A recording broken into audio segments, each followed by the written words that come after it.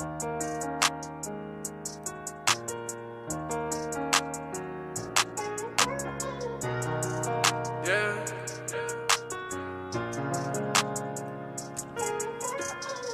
told me bust down my AP, perfect timing.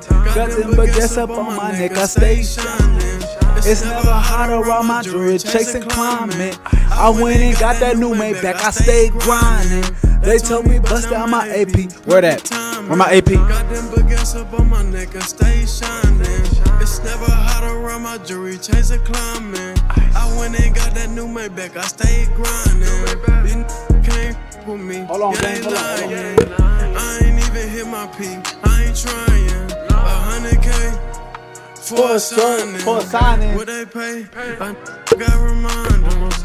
In your city, no, we lit, we had any play every time. Face got pretty, yeah. Hey, man. Welcome to the show. For those of y'all that aren't just new here, welcome to Unscripted. I mean, wait, that is not the name of the pod. Unscripted. I messed that up horribly. Let me turn my mic around. Give me 1 second, guys. This is not the way I want it to look. Jesus. This is horrible. I don't want you guys seeing that. All right. Welcome into the pod. For everybody that's just now seeing this and who thinks that I'm only here and only supporting the Browns because of Shedeur Sanders, you're wrong. I've been a Browns fan for the last decade, and it has been one of the most miserable decades of my life as a sports fan. But we finally have a quarterback into the Pro Bowl after, almost 20 years? Shedeur Sanders was named to the Pro Bowl after we had like 15 alternates. We have 15 alternates, basically, not able to go. Not able to go. I mean, you got to think about it. Who all were we missing? Patrick Mahomes, Josh Allen. Well, I think Josh Allen's still on the roster. Justin Herbert, Trevor Lawrence, C.J. Stroud. I mean, you really aren't missing any really huge key names other than Josh Allen, Patrick Mahomes, Justin Herbert, and Drake May, which he's in the Super Bowl. So actually, Shedeur Sanders is his replacement since he's in the Super Bowl. But also, we've had a bunch of injury replacements because Daniel Jones is hurt. Patrick Mahomes is hurt. Justin Herbert is hurt. So, Bo Nix literally broke his ankle last week or whatever he did to his ankle. So yeah, they're all out. So that means that it opens up the door for a player like Shedeur Sanders, who didn't have the best stats. 1,400 yards, 7 touchdowns, 10 interceptions. We all know the stats. We know they're not pretty. But, I mean, this could be looked at as one of two things. They did this for media. They did this for attention because the NFL has been receiving a lot of harsh criticism over their Pro Bowl, especially due to a lot of players getting hurt playing in the Pro Bowl style games. That's why they switched over to a flag football style, which obviously has not really been very popular with the fans. If I had to say, I kind of miss when they put on the pads, the color jerseys, and they actually went at each other. But I get why they did it. They didn't want star players on opposing teams getting hurt and then being out for a season, which Myles Garrett actually had a scare last year where he almost got hurt competing in one of these events. So I definitely would say it's safer for the players, but it's coming at the risk and the detriment of the games themselves, and people aren't really watching them, which is probably why a player like Shedeur Sanders, who is really popular with the fans, is voted into the Pro Bowl by the NFL. Because there's no way around it. I mean, the guy was a 5th-round pick, and I know he shouldn't have slid to the 5th round, but let's be honest here. He's a 5th-round pick. If they were going to pick anybody else to be an alternate, they could have picked Cam Ward, who was the 1st overall pick that year and played more games, played a lot more, had a huger sample size. They could have chose Trevor Lawrence. And I know they're saying Trevor Lawrence probably declined, but even if he didn't decline, I mean, there's other options. You could have chose C.J. Stroud, Tua Tagovailoa, even though he got benched like 15 times. Joe Burrow. Joe Burrow was healthy at the end of the season. They could have chose Joe Burrow. They didn't. There's a reason why Shedeur Sanders is in the Pro Bowl, and it has nothing to do with his on-field ability. It has everything to do with his name. And I'm not upset about that. I get why they put him in the Pro Bowl. He's a big name. All right, you want to draw people to the Pro Bowl, you're going to put a big name in there. Obviously, we know Shedeur hasn't really been that good in his 7 starts, but he has found ways to win games. So it's not as though he hasn't played up to the standard of a Pro Bowl player. It's that he should never have been in this conversation in the first place because he's not a Pro Bowler. Even as a Browns fan, I'll admit I was shocked when I found out Shedeur made the Pro Bowl. I did not think this would ever happen. Not with the season he just had. I mean, he barely played. And then when he did play his last 7 games of the season, up and down, very up and down. He only had that one really good game against Tennessee. And then after that, just fell off a cliff, basically. I mean, turnover city. That's all. Turkey turnovers every Tuesday, basically. I mean, I don't know what else to say. Just Shedeur needs to develop more as a player, because if he goes the rest of his career as a backup or just doesn't play very good and loses his opportunity to start, then they're gonna laugh at this Pro Bowl selection, and it's just gonna be another meme in the book. Like, Shedeur already has so many memes and marks against his name. This is just gonna add to it. I promise you it will. I promise you it will. And then while we're on topic, I'm going to go ahead and switch gears really quickly, because there's something that I don't like that I saw today from the Browns social media. Not the Browns social media page, but one of the Browns podcasts, 92.3 The Fan. I got some real haters on that podcast. They really just digging into the Browns and really Shedeur for real. I don't know why they're so harsh and critical about Shedeur. It's not like he went up to the Browns and said, "Hey, put me in the Pro Bowl selection. I want to be that guy. I'm the guy right now to be in the Pro Bowl." He maybe believed that. I mean, he might believe that himself, but that's not what's being portrayed. And here in the media, especially 92.3 The Fan, they have an astute bias against him, especially as it pertains to this whole situation, which once again, I get, but I don't. They're being ugly about it, and I don't understand why we have to be ugly. I mean, because it's not like Shedeur Sanders like hurt anybody's child or nothing. So I don't understand why these guys are so uptight when it comes to this situation.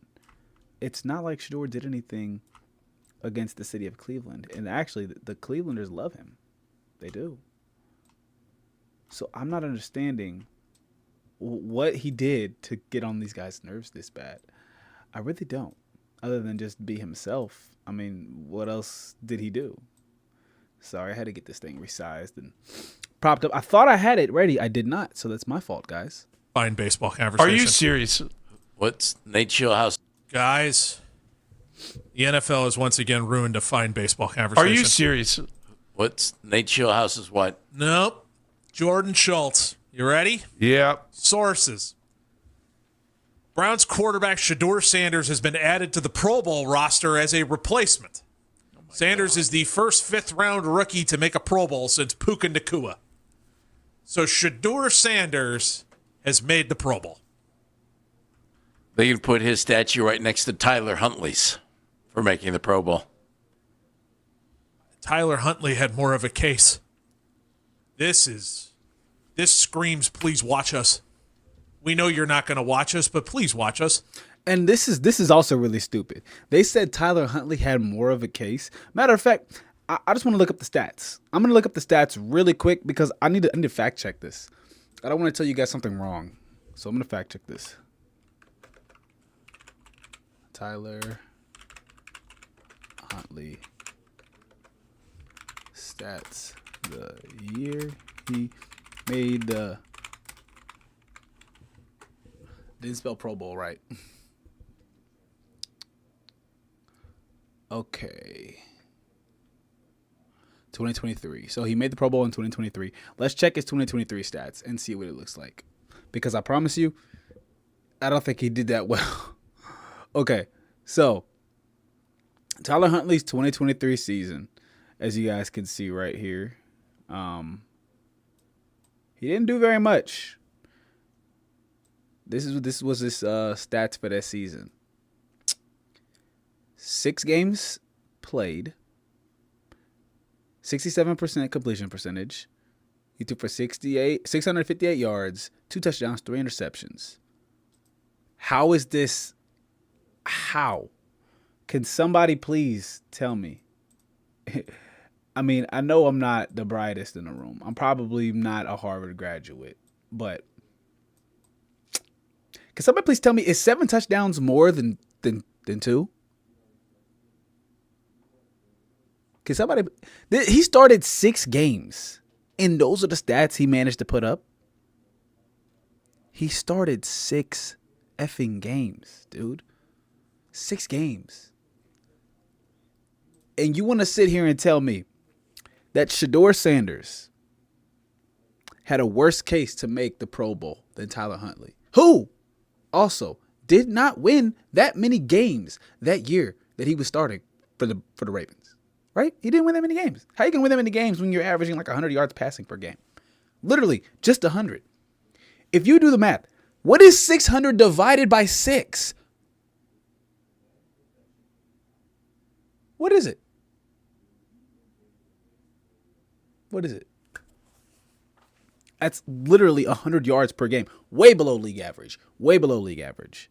And you're going to sit here and tell me that Tyler Huntley had a better case to make the Pro Bowl than Shedeur Sanders? That's blasphemous. In the words of Stephen A. Smith, that's blasphemous. You need to stop talking. You don't deserve a platform if you're going to say asinine things like this. This doesn't make sense. It doesn't. I'm not saying Shedeur should have made the Pro Bowl in the first place. I do not believe that whatsoever. But you're not going to sit here and say that Tyler Huntley, the year that he threw for 100 effing yards a game, has more of a case to the Pro Bowl than Shedeur Sanders did. I don't see it. And the Shedeur hate from his own local media is out of hand. How do you dislike a guy this much that is in your city, plays for your team, your organization, got them the most wins they've gotten in the last 2-3 years by himself? He didn't have any help. You saw what Joe Flacco did. You saw what Dylan Gabriel did. They had no wins. They won 1 out of 4, 1 out of 6. Shedeur went 3 for 4. Stop talking. Close the case. Close the case. And they still treat Shedeur Sanders, the Browns media, they treat him like he's the scum of the earth. They act like, now I'm getting into my opinionated bag. Now I'm getting opinionated because this is a topic that really gets me hot in the collar because I'm a Browns fan. I just don't get it. I don't get it. What's up, my guy? What's up? I see you in the chat. But I don't get it. Shedeur Sanders plays, how do I describe it? He plays hot and cold, very hot and cold. When he's on tempo, when he's on pace, it's hard to throw him off his rhythm. But when he's off rhythm, Jesus Christ, he is off. And it is hard to get him to reel it back in sometimes. He will make bad play after bad play. But no matter what you want to say about Shedeur Sanders, the one thing you cannot say about him is that he cannot not win. He's a winner, right? He finds ways to win, right? With the Cleveland Browns, an organization that has been known for losing, they lost the whole season. Shedeur doubled their win total, tripled their win total compared to what they had with either of those other starting quarterbacks. So I don't want to hear this argument that Shedeur Sanders can't be the future of the Browns and he's this, that, and the third. We don't know what he is yet. He played 7 games. And you're ready to bury the kid like he played a full season, Deshaun Kaiser style. Because Deshaun Kaiser was horrible. Nathan Peterman was horrible. Jamarcus Russell was horrible. Johnny Manziel was horrible. Those are horrible QBs. They didn't play very good when they had their time.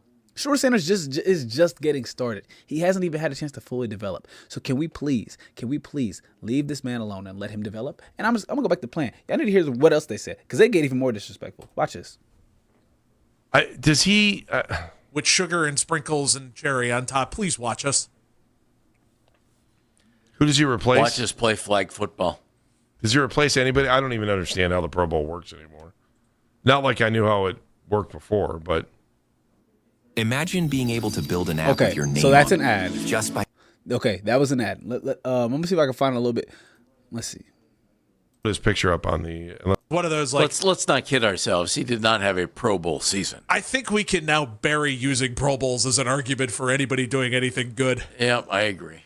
Yeah, but you know that every time someone calls now to make an argument about Shedeur Sanders, they'll be like, "He was a Pro Bowler. He's a Pro Bowler. Well, he is. He's a Pro Bowler. Technically, he is. I think we can now tank that argument from here on out on anybody being a Pro Bowler. But they're not. People as a will sign not. of quality. That's you can say it all you want, but the history of being It went a Pro away Bowler, when Tyler Huntley was thrown into the game because they needed a quarterback. Exactly. And again, good for him. Yeah, absolutely good for him. But let's be serious. I'm looking at the roster. You know what? Oh, well, I'm sitting here thinking they're actually playing a real game. Stop, Andy. Stop. Little Battle of the Network Stars reference going way back. I mean, are you not? Why would you need a competition going into camp next year when your quarterback is a Pro Bowler? Okay. And see, this is what I'm talking about. Do you see what they're doing? Do you see what they're saying? Do you see how they're acting? This is the type of stuff. This is the type of reasons why the Browns' local media sucks. This is why they're horrible. They're awful. I mean, do you hear the way that they're degrading and talking about their starting quarterback? And I get it. He did not deserve to be in the Pro Bowl. But can you guys just at least act happy for the kid? After everything he went through in the offseason, leading up to the draft, his whole draft selection, then the whole season he had, leading up to him actually getting a chance to start. And you guys can't be just slightly less critical? Now, I understand that you may not think that Shedeur Sanders deserved to make it to the Pro Bowl, and you think it's asinine that he did, and I wouldn't disagree with you, but there's other ways you can get your point across. That is not the right way to get your point across, and that's the last thing I'm going to say about it. But that pissed me off. In other news, we have musical chairs at all these NFL front offices and coaching openings. We have the Cleveland Browns, who we were just talking about, who still don't have a head coach, and they're making them do polygraph tests and wake up and figure out which shoe they put on first. They brush their hair, and then they clean their teeth every morning. I don't know. I'm just saying stuff because that just seems like what the Browns are doing. It sounds like they're just making stuff up, making their coaching candidates do it. I could be wrong, and every NFL team could make their coaches or potential coach candidates write essays, take tests, and lie detectors and all that. I don't know. I really don't care, to be honest with you. But whatever's going on, I just need the Browns to come up with a coaching candidate and actually submit an offer because we still do not have a coach. Meanwhile, in the same time, who was it? The Steelers they didn't fire Mike Tomlin. He stepped down, and they hired a head coach, Mike McCarthy, within the same period of time. The Baltimore Ravens hired Jesse Minter. Buffalo seems like they have their candidate in mind. What's going on, Cleveland? What's going on? You still don't have a head coach. So we're not even going to get into the quarterback situation because we don't even have a head coach. So let's not worry about that right now. But next, we're going to talk about the Cardinals, which I don't know anything about the Cardinals. I just know that they're boring. They're probably going to get rid of their franchise QB in Kyler Murray. It just hasn't worked out. They haven't been able to win a whole lot of games. The situation is just soured over there between him and the rest of the team. Marvin Harrison has never worked out with Kyler Murray. So they're going to separate the two of them. And from there, we'll see who they end up getting to be the head coach down there. As far as the Raiders, I don't care. Nobody cares about the Raiders. I don't care about the Raiders. You guys probably do. Somebody probably cares about the Raiders. Not me, though. I am not a Raiders fan. But they have the number 1 overall pick locked up. So, they should be getting Fernando Mendoza. If everything goes the way it should be going in the draft, they'll have that pick. It just really depends because even though they have this pick and this, they're in Las Vegas, they have a new stadium, no one seems to be knocking down Las Vegas' door to go coach at Allegiant Stadium. It just doesn't seem to be happening. And I think the reason why this is because of the way the team is constructed. You don't have a franchise quarterback. You may be able to draft one with the first overall pick, but the offensive line is horrible. You have a good running back, but he hasn't been able to do much because the offensive line is so limited. The defense is bad, but you have Max Crosby. If I were the Raiders, I would trade Max Crosby for assets. I would try to offload Geno Smith. Maybe even potentially trade my franchise running back if it'll help me build up my offensive line, because you have to understand that offensive line is atrocious. In the same situation that the Browns are in, if you have a horrible offensive line, your quarterback's going to suffer. Your offensive line they're the problem. If the offensive line is horrible, your QB is going to suffer. Your wide receivers won't be able to get open in the amount of time that it's going to take for the quarterback to be able to drop back and throw the ball, because he's going to get pressure in his face the moment he goes to drop back. So even if you are able to cover for that, what about the running game? The running game suffered this year. Ashton Jeanty could barely get open and could barely create space. And the reason is because the offensive line sucks. So the Raiders need to fix that first and foremost. Then maybe they might have some success. But just getting a new head coach is not going to change anything. They're going to have a whole culture change. They're going to have to bring in new offensive linemen. They're going to have to bring in a new quarterback. And they're going to have to maybe bring in another receiver because I don't think they have a good wide receiver one right now. They traded away Jacoby Myers this past season, so they don't have a reliable number one, at least not that I can see. And then the Bills. Who are the Bills linked to? I don't know who the Bills were linked to for a head coach. I really don't. I was reading reports about it yesterday, but I don't remember exactly who Buffalo was narrowing in on. I know Grant Udinski was probably about to interview with Buffalo. Other than that, though, I don't think it was anybody else. The Browns, on the other hand, I heard they were zeroing in on Nathan Schillhouse, if that's how you say his name. So, pretty sure that's where their search is heading. I have no update on Buffalo. So, now we're going to move on to the next segment, which is Buffed Up. Because, man, the way they did my boy Keon Coleman was messed up. I'm not even going to lie to you. Like, have you guys heard what... Sorry, I'm being unprofessional now. The Buffalo Bills released a statement talking about Keon Coleman. And here it is, because I don't know how to pull it up the right way, so I'm going to pull it up this way instead. And in a recent statement by Buffalo Bills owner Terry Paluga, he said, "I'll address the Keon situation. The coaching staff pushed to draft Keon," Pagula said. "I'm not saying Brandon wouldn't have drafted him, but Coleman wasn't his next choice.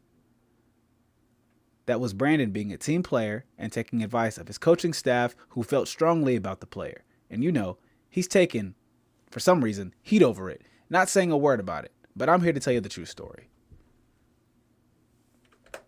That was Bills owner Terry Pagula.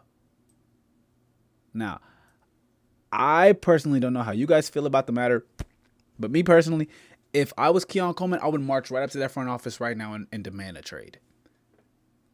He basically just said, "We didn't want you on the team. Not as bad as this guy wanted you." And now that guy's gone. He wouldn't name the coach that wanted Keon on the team. But if I had to guess, it was probably Sean McDermott, which is why he's fired. It's why he's not there. They said that they made it up based off the playoff game. And if that's the case, that's even worse. If the reason that you guys decided to offload your head coach was because of Keon Coleman, that's uncalled for. Unless Keon is just a locker room cancer that we haven't heard about behind the scenes, or it's maturity issues, which I've heard that it might be some maturity issues with Keon Coleman. Even if that is the case, I feel like that Buffalo shouldn't have taken this direct approach towards addressing Keon Coleman to the public, especially the owner doing it. I feel like this is a conversation that you need to have within closed doors of your organization, and you have to figure out what you're going to do from there. You can trade him quietly this offseason. You could have, but now if you move him, it's going to be a huge storyline, and everyone's going to know why you moved him. You didn't want him. Not as bad as you wanted another player, which we still don't know who that other player is. It could have been an offensive lineman. Could have been a different wide receiver. Could have been a defensive back for all we know. But the one thing we do know is that ownership did not want Coleman as bad as insert coach here, Sean McDermott, allegedly wanted. So until we know more, that's all I have. But I will be honest. If I was Keon Coleman, I wouldn't want to play for that coach, that GM anymore. Whoever, because the head coach, the one that allegedly, potentially brought you in, isn't there anymore. So the only thing stopping me from fully requesting a trade would have been that head coach telling me to buy in and stay the course, even though I wasn't getting any playing time. But now that coach is gone, and the owner made it clear that he doesn't want me there or didn't want me there, I would say see you later, and let the door hit him on the way out, because obviously they don't want you, dude. They don't, and it's messed up how they did Keon. They really did not have to do him the way they did. They didn't have to say that. They didn't have to out him like that, which I know they didn't out anything that Keon did or say anything that he did that made him to where they benched him for the rest of the season, but it doesn't look good for Keon or for the Bills, especially for the owner after what he said. Those words, if I was a player, I'd think twice about going to Buffalo to play. I really would, especially after hearing the owner talk like that towards one of your young players that you just drafted. I couldn't do it. I'd have a hard time waking up every morning to turn around and getting ready to play for that guy, that owner. I wouldn't be willing to run through a wall for that owner specifically. That, if I was Keon Coleman, I'd want to get up out of there ASAP. Next, Sam Darnold leads Seattle to the Super Bowl. Sammy D. Hey, man, if I'm being honest, I didn't think this was going to happen. I really didn't. I was in the camp of Sam Darnold doubters. I thought that he would still be seeing ghosts up to this point, and I was wrong. He is not seeing ghosts, and he is finding ways to win these games. Sammy D, I'm sorry. Once again, you got it. You got it, big bro. You did what you had to do. And you brought the Hawks to the Super Bowl. This is the first time the Seahawks have been back to the Super Bowl since Russell Wilson. So if I was a Seahawks fan, I'd be very happy because you guys will probably win the Super Bowl. In my estimation, I don't see Drake May and the Patriots being able to keep pace with that offense. The best chance for the Hawks not to win would have been for them to lose in the championship round against the Rams. But whichever one of those teams won, I just had a feeling that they will probably go the distance. Now, I could be wrong. I could 1,000% be wrong. I was wrong with my college football championship prediction, so I could be wrong here. But I don't see the Patriots being able to keep up with that offense. Unless Stephon Diggs has a breakout game, I don't think it'll happen. They don't have the weapons. They really don't. When you look at their offense, they don't really have a whole lot of weapons. I mean, Travion Henderson is probably their most explosive weapon, and they barely play him. And I don't know if he's hurt right now. That could be why he's not playing. But he didn't play during the conference championship game. Unless he was hurt, I don't see why you wouldn't play him. I mean, the dude was killing in my fantasy league. Man, I'm glad I picked him up in the last couple of weeks of the season. He was helping me out. He's helped me out a lot.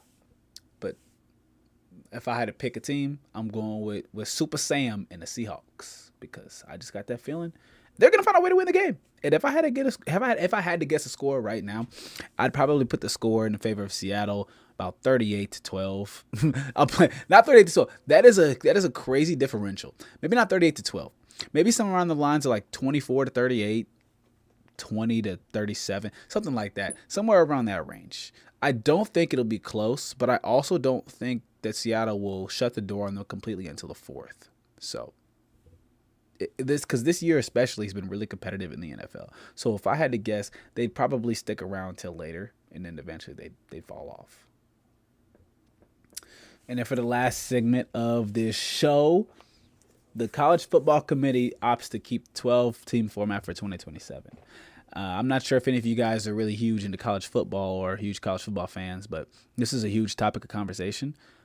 We had no clue what they were going to do. We had no clue at all if the College Football Committee was going to retain the 12-team format or if they were going to increase it to 16 teams. Popular media outlets like First Take, Stephen A. Smith, popular analyst for ESPN, SportsCenter, Disney, whatever you want to call it, he said that he would prefer them to switch to 16 teams, which personally I wouldn't be opposed to.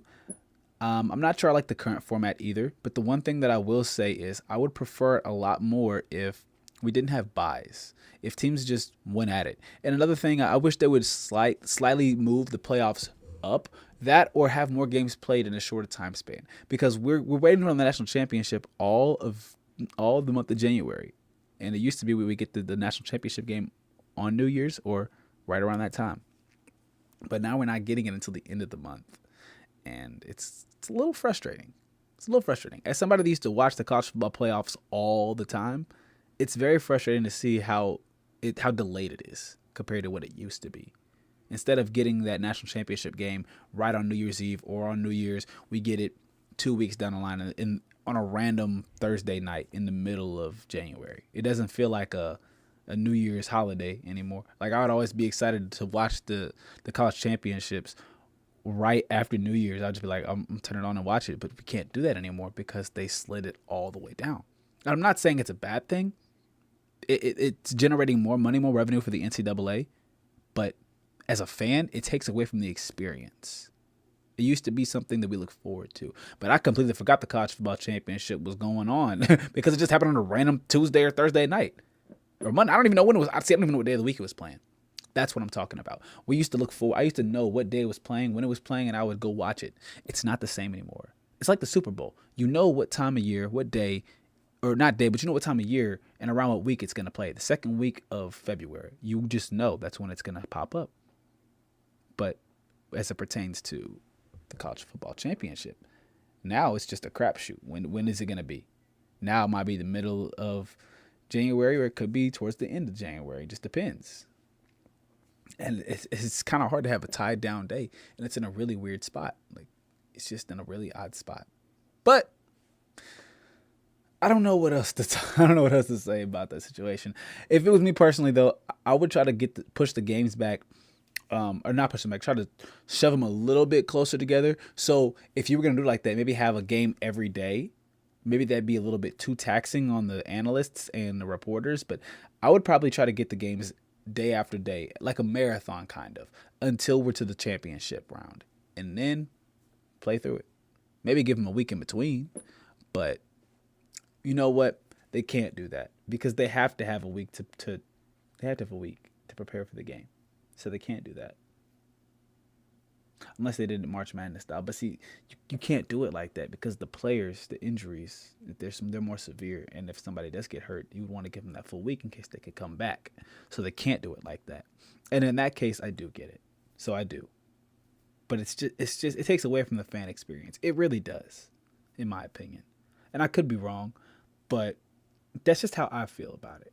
I feel like it takes away from the whole experience. So maybe if they go back in and they change it, and let's say they make it 8 teams, so the top 8 teams, and then they had like a play-in bracket. So they had 8 teams that made it, and then another 8, and the top 4 teams proceed on to the championship rounds, and then they go from there. So like instead of having the conference championship week being the one where that matters for seeding, how about if we had like a round robin, not round robin, but like a 8-man bracket of teams that are fringe playoff caliber, and we have those 8 teams compete. The top 4 then go on to play in the actual college championships with the other teams that have already been playing through those top championship rounds. Like we have a back half of the bracket and a front half of the bracket. Then we have the front half go against the back half. And then whoever wins out of that plays the national championship. I could be wrong. Now, look, I'm not saying this is the idea they should propose or they should do. It's just what I think would be a decent idea, if that makes sense. Maybe not the best idea. It's probably not a good one, but it's the best idea I could think of right now. And if you guys have one better, please let me know in the comments down below. Because I promise you, the way I'm describing this is probably not the way that I want it to come out. It's probably not the way I want to portray it. So just let me know in the comments if you guys have any better ideas for a college football playoff berth, however you guys want to word it, however you guys want to do it. But I think I'm going to get off of here now. Covered all the topics I wanted to cover. Pretty short podcast, only about 40 minutes. If I had somebody to debate with, it would go a lot longer. Couldn't find anybody on short notice, but I just want to let you guys know the Undisputed Pod is back. I'm going to be uploading consistently, hopefully trying to. And the biggest thing is just chopping up these clips and actually uploading them. But after I get that under control, we should have no problems getting content out consistently. So I just hope you guys subscribe, stay tuned, and get ready for the grind. Nothing else to say. Y'all have a blessed night. I'm about to get off here right now and go handle my business. Peace out. Love you guys. Be smooth. I'm just trying to get to 40 minutes.